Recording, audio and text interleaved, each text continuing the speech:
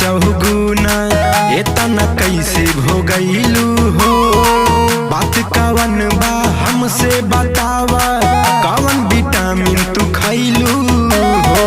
का खालू करे जा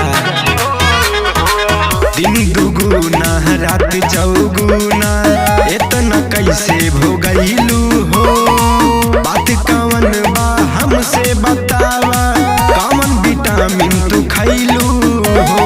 हुनर बा बहुते भले हो छोट बाड़ू, धीरे धीरे हो धीरे धीरे धीरे धीरे ए गोरी जवान होत बाड़ू। धीरे धीरे ए गोरी जवान होत बाड़ू।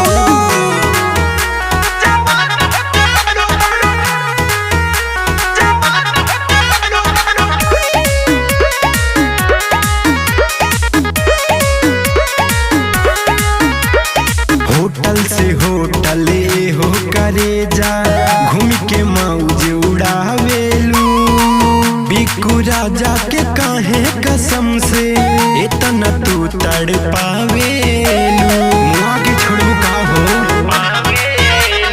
होटल से होटल हो करे जा, घूम के मौज उड़ावेलू।